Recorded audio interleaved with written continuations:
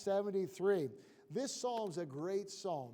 And as we look at this psalm this morning, more than any other part of the Bible, psalms deal with the depths of our heart, the depths of our heart.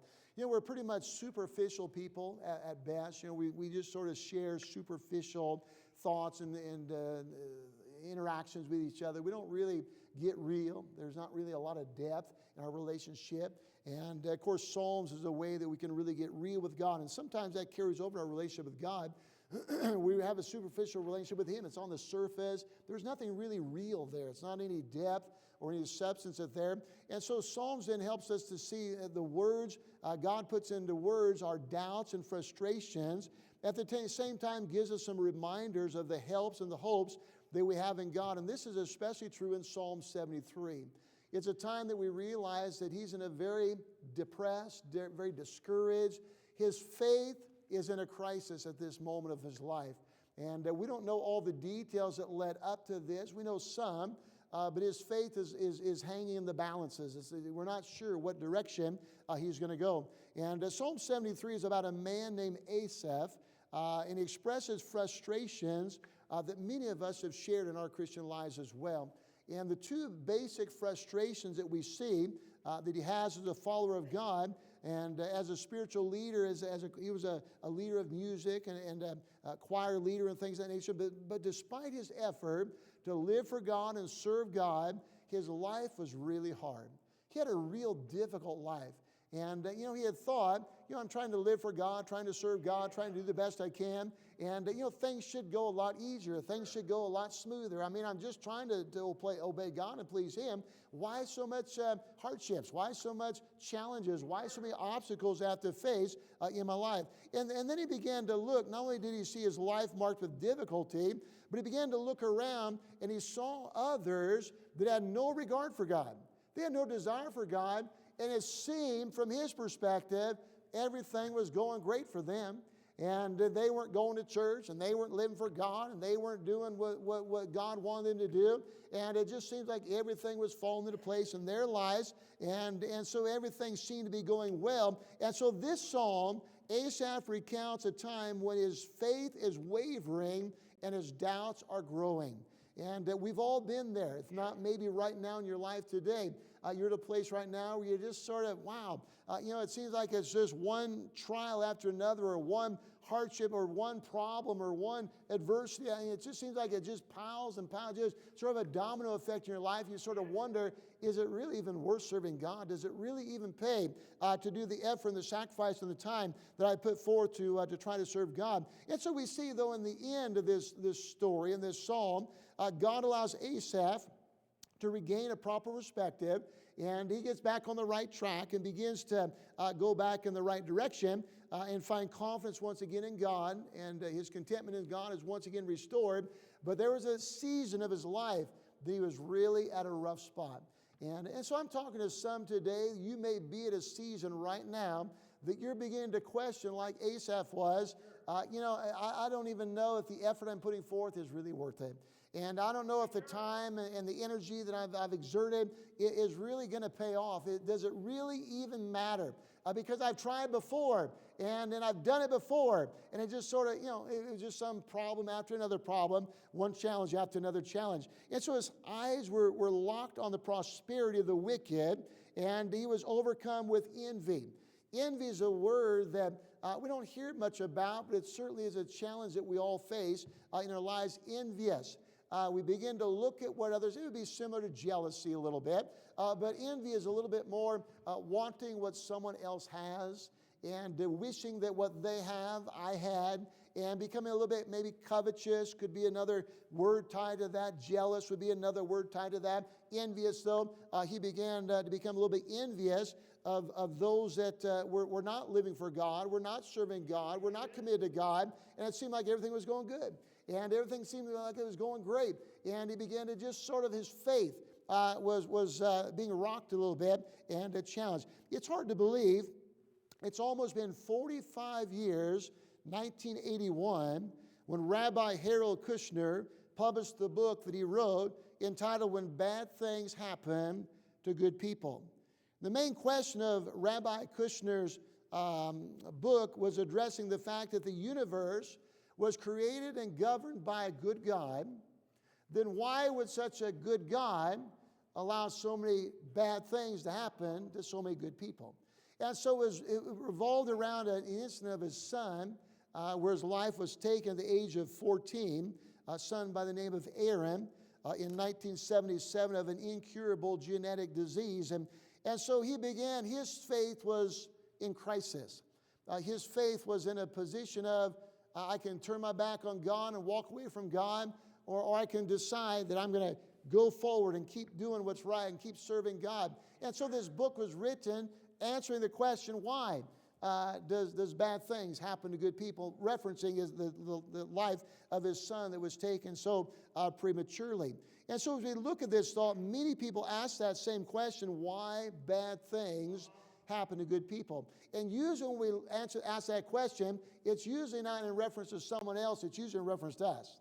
And it's usually why we think we're the good people, and why does God allow bad things to happen to me? And we're implying that. And then there's the other question, though, is that why does God allow good things to happen to bad people? And usually that's not a reference to ourselves. That's usually a reference to others. They're not doing right. And so that's a question that seems unjust. And it seems like God's not fair. Because we look at our lives that are trying to do good. We look at our marriages that are trying to do right. We're looking at our parenting and we're trying to do that right. We're looking at how we're trying to live our life. It seems, we're putting the best ever we can, but there's troubles and problems and adversities and trials. And we look at others that we work with, maybe even other family members, and they put no effort in the things of God. They have no desire to follow God. They don't maybe even believe in God. And they're doing things their way, living life all over the place, and it just seems like everything falls into place. They don't seem to have any problems, don't seem to have any challenges or issues that they deal with in their life. And so why do some things sometimes seem to work out so well, at least for a while, for some individuals that seem so anti-God or so disobedient or defy or reject God, and how sometimes it seems so disappointingly for some others that try to do right and God doesn't answer their prayer, and problems come into their life, illnesses come into their homes and their families, death is a part of their lives, and it just seems so unfair. Now these wisdom psalms, there's 3 of them in particular. Of course, all of Psalms is a part of wisdom, Proverbs as well, Ecclesiastes and Song of Solomon, but there's 3 particular psalms that deals with this thought, especially with the wisdom when it concerns this problem that puzzles our faith when we look at our life situation in relation to what God says or what we know God to do and what we believe God to accomplish in our life. The psalm in Psalm 73 is the same, I think, probably as the book of Job. Job is a hard book to digest. It's a great story to read about someone else. But when you're the Job that's going through trials, and you're the Job that's the integral part of that story, it seems so unfair. It seems so not right. It seems so out of God's character to allow all of that to be allowed into our lives and be caused into our lives. And so this psalm begins, Psalm 73, with a statement of faith in verse number 1. Look what it says. And it says, truly God is good to Israel, even to such as are of a clean heart. And so notice he says, truly God's good. So he starts off with a declaration saying God's a good God. I have no doubt about that. Truly. Nail it down. I understand it. God is a good God. Truly it is. And God does good to those who have a clean heart. And so Asaph, was referencing Deuteronomy, because the thought was at this time, follow the confession of Deuteronomy, and that we see here in Deuteronomy where it talks about those that live for God and those that do right are going to be blessed of God in a very special way. And God would take care of them and guide them and protect them on the journey of life. And we see this, 1 Chronicles. Take your Bibles, go to 1 Chronicles chapter 25. 1 Chronicles, keep a marker here in Psalm. We'll come back to that in just a moment.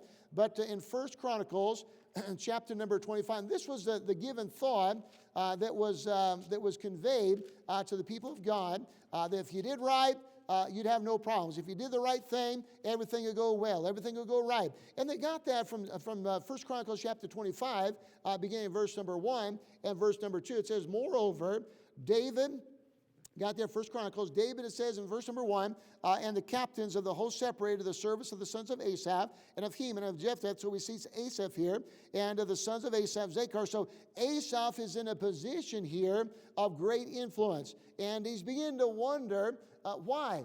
I'm in a spiritual areas of influence. I'm trying to make an impact for the cause of Christ. Why then are all these hardships and trials coming my way? What's the problem? Then he goes on to down back to Psalm 73 in verse 2 and 3. He says, but as for me, my feet were almost gone. My steps had well nigh slid. For I was, notice the word, envious of the foolish when I saw the prosperity of the wicked. And so here's the problem. He said, my feet were almost gone. I mean, I was on a slippery slope, my faith was, and I was about ready to slip away. We're talking about backsliding, and backsliding is a term where we've left our first love for God. We still love God, but He's not our first love. We still have a respect for God, but not the most respect for God. Other things have taken the place of God, idolatry, and we begin to backslide. We lose that love and focus and attraction for God. And so it's a slippery slope as we begin to recognize, we begin to question God's fairness. He says, I was envious in verse 3 of the foolish when I saw the prosperity of the wicked. He had dedicated his life, we saw in 1 Chronicles, to serving God, was in a position of significant influence and leadership in the temple. But like many of us, he had some experiences of life that he had gone through that he began to question God. God, if you're such a good God, then why? And we can list many things in our life that we can add a why to. Many of us have lost loved ones here.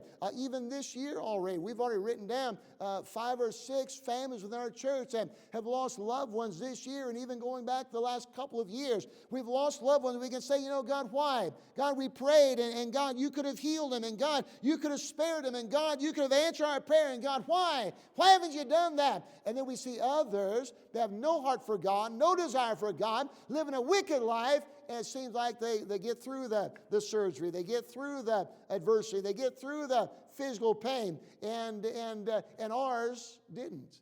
And our loved one did. And so we begin to question on that slippery slope where Asaph says, my feet were about to slip, and my steps and nail well nigh slipped. And so his experience of the wicked seemed this: they look healthy, we're unhealthy. They look attractive, and we're not. They look prosperous, and we're not. They're proud, and we're not. They're cruel and mean in their speech. They lack empathy for others. They openly defy God. They have no desire for the things of God. And when Asaph saw the unfairness of life, his faith was almost destroyed. He said, it's not right. It's not right. Why, God? All we're trying to do is do the right thing and serve you, God, in the right way. And it seems like the wicked are prosperous. It seems like the wicked get everything they want, and the righteous suffer, and the righteous struggle, and the righteous have a hard time. And so his faith is, so we're seeing in this psalm the deepness of a heart that many of us have experienced and feel, but we never maybe say it. Well, I would never want to say that. I would never want to verbalize that, but I could put my initials by and say, I sure agree with it. I do, and you do, and we've all been there in some area of our life where we've questioned that. And we see that from verses 2 down to verse number 16. Now, he was ready to throw up his hands, walk away from God, and say, why bother with God?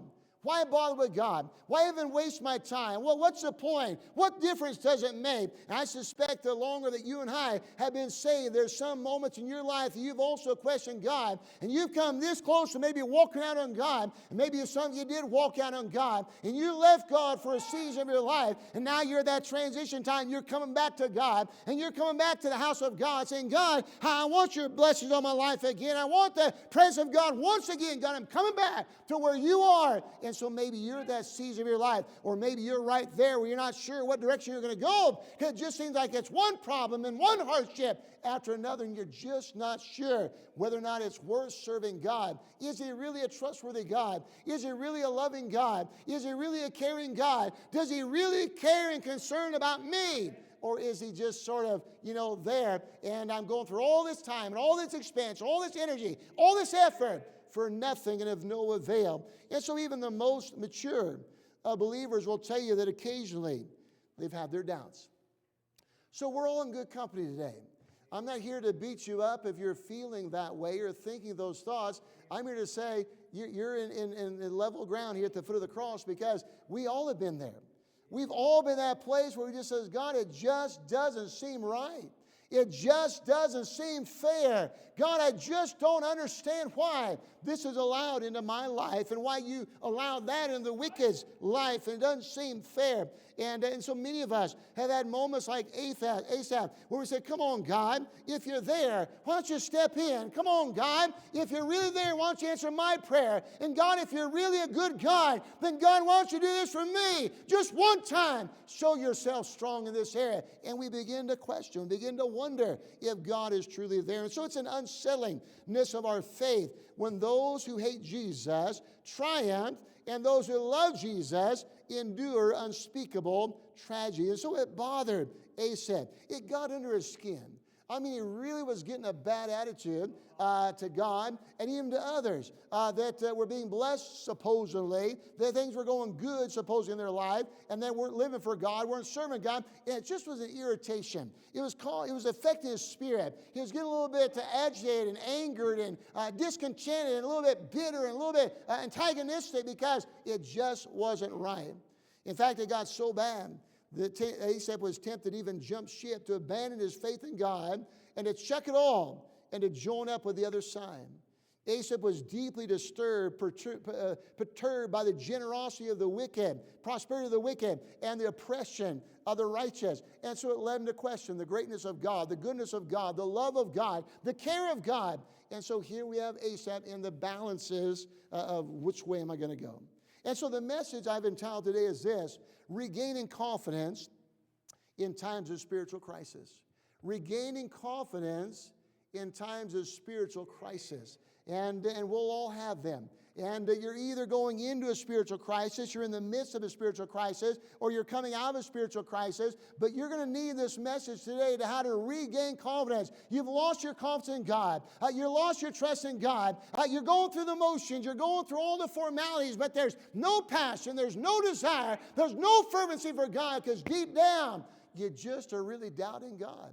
And you sort of have to take things in your own hands now. And you take that sort of the reins at your own hands and do it your way, because you're the only one that really in that survival mode can take care of yourself in that area. And so it seemed that those that deserved to suffer weren't. It seemed that those that didn't deserve to suffer were suffering. And so he says, I've cleansed my heart, verse 13, in vain. Meaning what?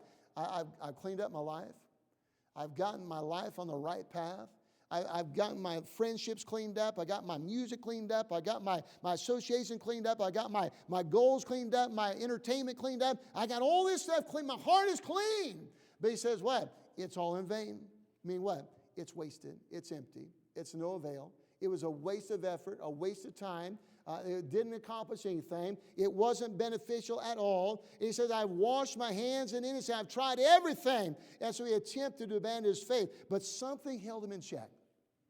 Something kept Asaph from throwing in the towel. Something kept Asaph from saying, you know what, as much as I feel this way, as much as I want to just say, it's not fair, it's not right, and this is what we're going to learn this morning, there was three things that kept Asaph from throwing in the towel, from quitting and turning back on God. And maybe those three things, or maybe a couple of those things today, can help you in that crisis, that spiritual crisis, to regain your confidence in God. And says, God, I want to trust you again. I want to believe that you love me again. I know you love me. I don't feel your love. I know you're close to me. I don't feel you're closer than God. I want that confidence once again. And so what was in Asaph's heart that prevented him and kept him in check that says, I want to go back, and it's not fair, it's not right, but there was something that kept him on the right path, and he didn't go back. Now, it's one thing to think it, but he didn't go back. It's one thing to cross your mind, but he didn't go back. What was it that we can learn from Asaph today that can prevent us in that spiritual time of crisis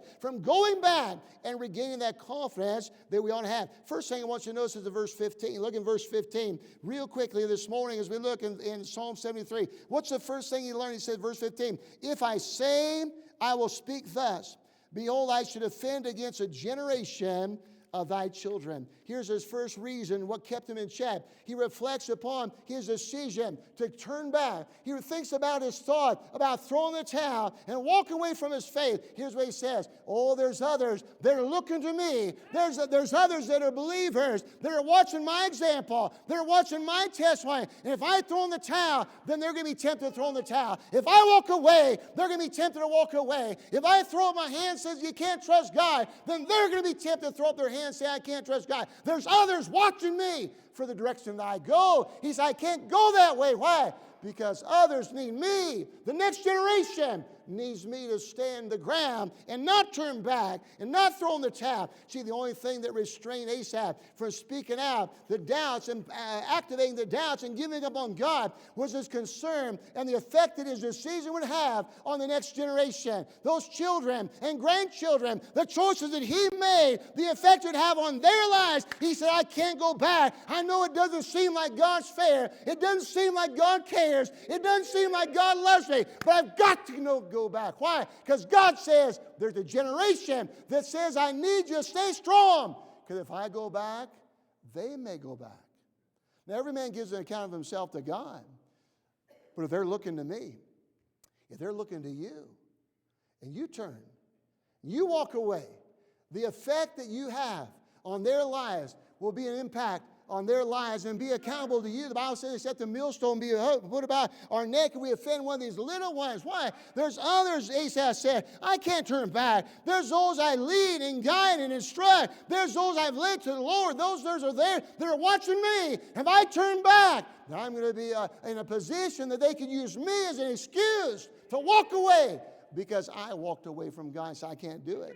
I can't do it. I can't turn back. He knows if he were to go public with his doubts and fears, it would adversely affect the faith of others. His love for them keeps him in check. Asaph was a leader. He was a teacher. He didn't want his spiritual crisis and struggle to cause others to lose their faith. Yes, he's having a hard time. He's doubting God. I don't want my kids to doubt God. I don't want my wife to doubt God. I don't want your husband to doubt God. You've got to stay strong for the sake of others that need you to be strong. But when you throw in the towel and walk away from God, then you have the effect of influencing them in a negative way. And so Asaph says, you know what? It's not fair. It's not right. God doesn't love me. God doesn't care. It's not fair. The ungodly prosper. The righteous are in poverty. The wicked are healthy. And the righteous are unhealthy. And this is over here. And look how everything going so good. They got the nice homes, the nice families, the nice this. And the struggles and the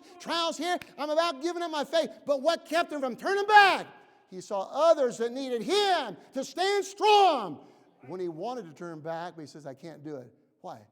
For their sake. For the next generation. Oh, God, raise up a generation of Christians that realize it will be hard to serve God. It will be some tough times you're going to go through. There's going to be some unfair things you got to go through. But there needs to be a generation that the younger generation can look to, or whether a younger generation of spiritually Christian can look to, that says, listen, you got to keep going. You got to keep trusting God. You got to keep knowing God loves you. You got to keep believing God. You got to keep going forward for God. Why? Because you've got to. And if you throw in the towel, your lack of love for others will cause you not to have that motivation. Now, we got to stay in the fight. We got to stay in the race. We got to stay going and doing what God would have us to do. And so the Bible says in verse 15, when I thought to know this, it was too painful for me, in verse number 16. So he searched for an answer to the problems of his success of the wicked. It was so exhausting for Asaph. It was wearing him out. But then he writes in verse 16, but I thought to know this. It was too painful. I can't even think about it. It just doesn't seem right. It doesn't seem fair. But there's people that are looking to me that I must stay strong. I must stay strong. You know, the great quality of a leader is not that you don't panic. It's not that you don't have fear. It's not that you don't have uncertainty or doubts or confusion or anxiety. It doesn't mean you don't have that. It means you've learned to hide that from those who are looking to you for strength. You got to hide it. A child doesn't need a mom and dad that walks in fear. A church member doesn't need a pastor that walks in fear. A wife doesn't need a husband that walks in fear. Listen, we need people that, are you going to have fear? Yes. Are you going to have a crisis? Yes. Are you going to have some anxiety? Yes. Are you going to have some worry? Absolutely. But you've got to learn to hide your crisis for those that are the sake of those that look to you. Because if you get shaken in your faith, then what hope do they have? There's got to be someone that they can look to, they can lean upon, that'll give them strength in the journey that they're going through. But there's a second thing that kept Asaph in check, and we see this beginning in verse number 16. Verse number 16, look in 73, verse 16, it says, when I thought to know this, it was too painful for me. I can't even go there and think about it. It just doesn't seem fair. Until I went in the sanctuary of God, then I understood therein. Surely thou hast set them in slippery places. Thou castest them down in destruction. How are they brought in desolation? As in a moment, they are utterly consumed with terrors. As a dream, verse 20, when one awaketh, so, Lord, when thou awakest, thou shalt despise their enemies. So I said, number one, what was it that kept Asaph in check? I mean, it's not fair. We're not justifying his thoughts. I mean, he was saying everything he was thinking, I agree with. It isn't fair. I've been there. I've doubted that. I've questioned God. And it says, God, that's not right. And God, that's not fair. And why do bad things happen to good people? And why do good things happen to bad people? God, it just isn't fair. But for the sake of those generation, the faith of those that follow us, we have to stay focused and keep on keeping on. But secondly, we see here in this next one, second, Asaph had a powerful and transforming experience while in the temple of God, the sanctuary. We don't know what this experience was, but in any case, he was suddenly gripped by the reality of the ultimate and inescapable judgment for those that defy God. We stand in verse 17. The Bible says he looked away from the present prosperity of the future, where it says in the last part of verse 17, therein. Look what it says in verse 17. It says, until I went to the house, the sanctuary, then I understood what? Their end. See, the devil wants you to see the front side of sin. The devil wants you to see the front side of ungodliness. The devil wants you to see the front side of defying God. The devil wants you to see the front side of walking away from God. But he goes to the house of God and he says, and he learns something. He gets a different perspective. And he says, you know what? I consider the end. And I saw the end of their life. And what seemed to be happiness was unhappiness. What seemed to be joy was misery. What seemed to be this was that. It wasn't that. It was like a dream. And you woke up.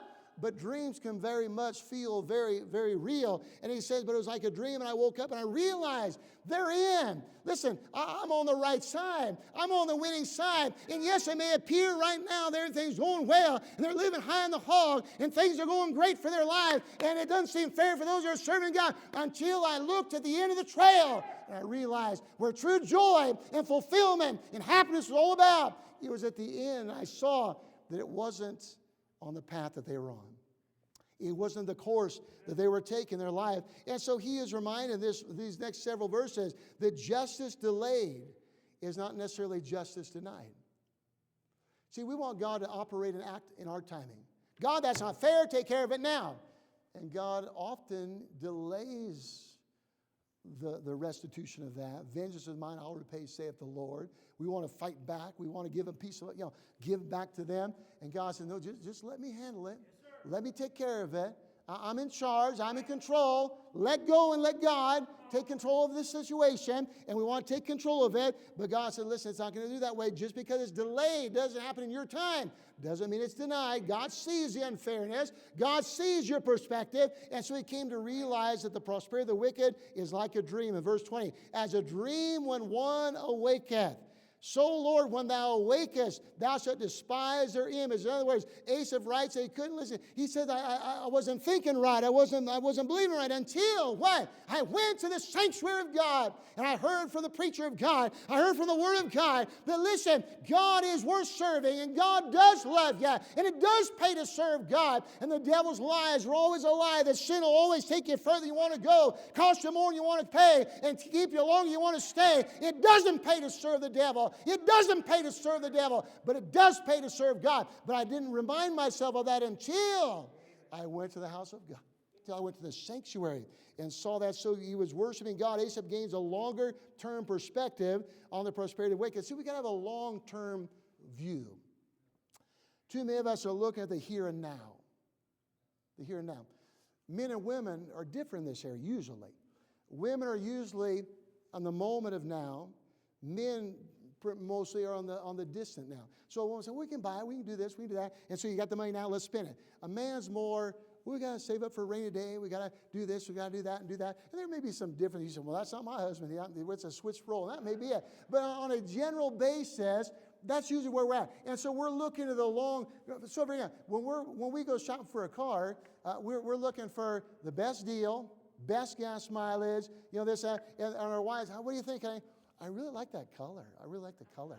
And all these seats are real nice and comfortable. And so I always tell my wife, we go shopping, don't you light up, don't smile when we're with the salesman, because they look to the wife and they're saying, if she likes it, we're going to get it. Same thing, go shopping for a house, and you're looking for a house, and you guys just recently got a house, what a blessing, and you go in, and brother, Jake's looking around and say, all right, we got room, we got a good yard here, we got a good garage, okay, good gear, and the wife said, oh, look at this, and she's looking at all the little intricacies of that, and he's looking at what? What's the monthly payment? What's the mortgage? What's the insurance on this? What's the utility bills? What's the EOA, not the EOA, but where the commissions are you pay in the neighborhoods? And so you look at all those areas. But the wife says, honey, it's beautiful. It's just what I've always wanted.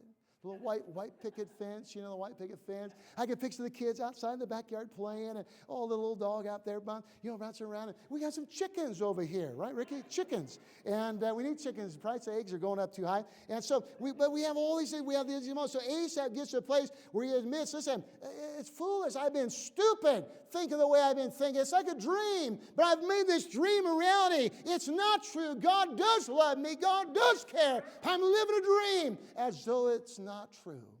He said, I'm going to wake up and realize the end of the loss. But best of all, is this third point in verses 21, down the last of this psalm. Most important of all of these verses that Asaph had to learn was Asaph does not permit himself to be swept away by the injustice of wicked people. Is described right here in verse number, let's go to verse 21. It says, thus my heart was grieved and I was pricked to my reins. What's he saying? I began to feel bad that I was thinking that way. I should have never thought that way. God is good. He started off in verse 1, the Lord's good. Truly, the Lord's good. And he got to thinking this, and we beat ourselves out and say, I shouldn't have thought that. And God, I'm sorry. Why did you even think that? We've all done that. And he says, I just was convicted, pricked in my heart. And so foolish was I. He said, I was a fool to think that. I was ignorant. I was as a beast before thee. He says, God, I wasn't even thinking straight. I was like an animal. I don't know where my mind was going. I just got wrapped up with what envy. I wanted what someone else had, and it just started consuming me and overwhelming me, and I thought what they had was what I wanted. And he said, it was like a dream, and I woke up and realized how foolish I was. Nevertheless, I'm continually with thee. Verse 23, thou hast holden me by my right hand. Thou shalt guide me with my counsel, and afterwards receive me to glory. He says, nevertheless, I am continually with thee. Here's the third point in the message, and I'm done this morning. The third thought we see, his point is simple. God's with me. What keeps you from turning back? What keeps you from throwing in the towel? What keeps you from walking away? What keeps you from saying, enough's enough? I mean, I'm trying to do the right thing, and look what happens. And these folks have no desire. They're not living for God, and look how their life goes so good. Listen, I'm up to here. That's enough. I'm not going to do it. I'm going back. And he said, I can't go back. Why? Because there's a generation that's looking to me, and I've got to, yes, I'm in a crisis right now. I can't let my wife know I'm in a crisis. I'm in a crisis right now, but I can't let my church know I'm in a crisis. I'm in a crisis, but I can't let my kids know I'm in a crisis. I've got to get my strength from God and go forward for God. And live in a life of knowing that God's with me. And then he says, my perspective changed. I look what? To the end of the matter. Then he says, nevertheless, God, you're with me. Nevertheless. What's all the wealth of the world compared to the spiritual riches of God's presence? You can have everything the world offers and not have God, and you'll have a void in your heart. There'll be an emptiness in your life. And many folks have lived in bigger homes and driven faster cars and had a bigger wardrobe than we've ever thought of having. But there's a void in their heart. There's an emptiness in their heart. You know why? Because only God can give you the true riches of the fulfillment of knowing the presence of God is with you every step of the way. And he says, you know what? Why was I so foolish? I was like a beast to begin to think those thoughts, because God, I've got you. And you're always with me every step. The journey of my life. He says, you're with me. Our having him and him having us is an unparalleled, unsurpassable, unfathomable thought. Intimacy with God transcends all earthly pleasures. The key word of Psalm 73 is verse 23, nevertheless. Nevertheless, even though I don't understand it all. Nevertheless, even though at times it seems like the faith is barely holding on. Nevertheless, even as in my pain I poured out my complaint, I am continually with thee. God, you're with me. Nevertheless, I understand it's a reality. This is what I'm facing. This is what I'm thinking. But nevertheless, God, you're with me. And so though I may not understand what's been dealt to me, though I may not agree with what I have to face, nevertheless, I know that you're continually with me. And I'm so sorry, God, that I would ever have doubted and questioned that you weren't. And that the wicked really were better off than I was. And that they had a better results than I had. And so we see then the psalm begins in bitterness, feeling separated from God, and ends with the words of great devotion and faith. He found his contentment in God's presence, his eternal fellowship. Look in Psalm 16, verse 2. Skip over to Psalm 16, verse 2. We see David also realized that his relationship with God was the most important thing in his life. And may I say, you can go down that road that you think is the road of happiness. You can follow the way of the transgressor, and you can go down the way of ungodliness, and it appears good. And sin always appears good for a little while. And it always entices us with that bait to draw us in. And it sounds so good, and it's so attractive. What is it that causes it to go after that bait? Is because we want it, we like it, it smells good, it tastes good. And we're drawn in until the hook sinks in. And then begins to reel in a sin in that boat. And no matter, Brother John over here is a big fisherman, and he'll go up to the Oregon rivers up there, and boy, do the same as they're spawning. And boy, they're going up there, and boy, they're going up proud and arrogant, and boy, they're going up, and they're strong and big. And boy, he bounces that bait along as that boat floats down the river, and waiting for that salmon to grab a hold of it. And boy, they play around with it a little bit, and all of a sudden, they grab a hold of it, and they're caught. And then the fun begins for every fisherman. You didn't want to just bring them in. That's where you got that. Loosen up and let them run with it a little bit. And boy, because you want to just, and that's why you get a fishing pole that has a lot of flex to it, so you can get a little fish and feel like a big fish. And so the pole's just bend over, and you say, man, it's a big one, big one. You know, you get it in there, it's a 6-incher. But boy, you felt good, pull him in. And Satan is no different. Boy, he grabs out that bait, throws out there, and the hook bounces down. And all of a sudden, we swim around, we're arrogant, we're cocky. Nobody's ever caught me before. No, this isn't going to hurt me. We grab a hold of it, and the hook is hit. And all of a sudden, Satan tries to draw us in and pull us in and pull us in, and the fight begins. And so the devil says, listen, God said, listen, don't allow Satan to lure you, entice you into that area. Here's the verse, Psalm 16, verse 2. O my soul, David said, thou hast said unto the Lord, thou art my Lord. My goodness extendeth not to thee. David says, Lord, you're my Lord. The Lord is my shepherd. So you got to remind yourself, God is not just the shepherd. He's your shepherd. He's not just the Lord, though he is. He's your Lord. He's your special shepherd, your friend that's sticking closer than a brother. He's that one that's near to you in those hard times. He's the one that bottles your tears when you shed every little tear. And he bottles those tears and as a reminder of his love for you. Yea, doubtless I count all things, Paul says, but loss for the excellency of knowledge of Christ the Lord, for whom I have suffered the loss of all things, and do count them but dung, that I may win Christ. I may win Christ. I'm going to give you one last verse, and I'm done. Go to Psalm 37, the opposite of Psalm 73, if you ever need to remember that cross-reference, Psalm 73 and then Psalm 37. We see in Psalm 37, fret not, verse 1, thyself because of evildoers. That means what? Don't worry. Don't worry. Don't get all in a wad. Don't get all worked up. Don't get all anxious. Don't get fret. Fret not because of what? Evildoers. Don't worry about how they're living their life. Neither be, here's a word, envious against the workers of... Who would be envious against the work of iniquity? Only those of us who have thought God was unfair. And so things come into your life that just don't seem right. And things happen in their lives that seem so good. And you begin to envy them and say, boy, that's what I want. That's what I want. That's what I desire. I remember as a high school basketball players, junior and senior year, and they'd have the proms. I never went. But I was on the varsity from sophomore all the way through high school, and went to a school down in Lodi, California, 3,800 student body down there, and big rallies and big things. And I'd watch as a junior and senior in high school. The game was over, and everybody would go, and they'd have their girlfriends, and they'd have them arm in arm and walk out. And there's a part of my heart that said, boy, I wish I went to my mom and dad. They were there at the game. That wasn't cool.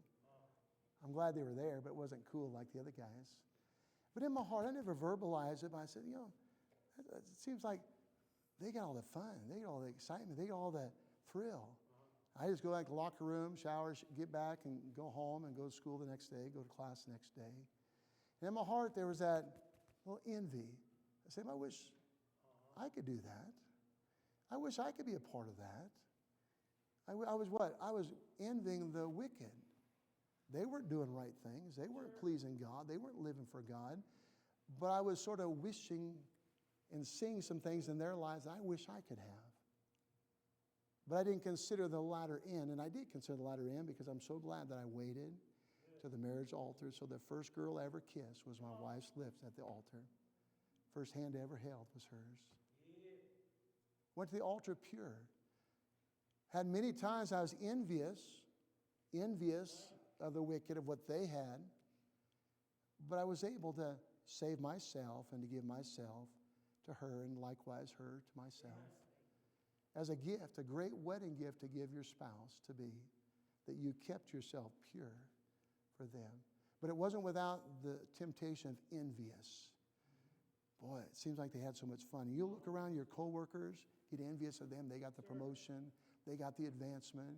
You get envious of the guys that live in this house or this part of town, this neighborhood, and you're living over in this neighborhood or this house or this whatever, and you get envious of them. He says, don't be envious of that. Let's read on. It says, for they shall soon be cut down like the grass. Get a long-term perspective and wither as a green herb. Here it is.